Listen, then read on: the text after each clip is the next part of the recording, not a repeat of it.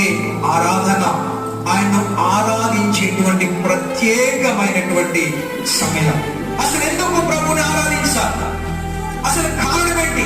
ఆయన ఆరాధన ప్రభుడా, ఆయన ఎందుకు మనం ఆరాధించాలి?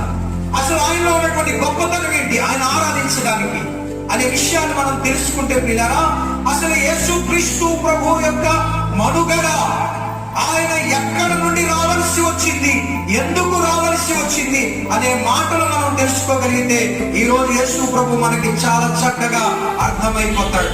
మొదటిగా ఆదాము అవ్వ చేసినటువంటి దోషమును బట్టి ఈ లోకములోనికి పాపం వచ్చింది. పాపము అనగా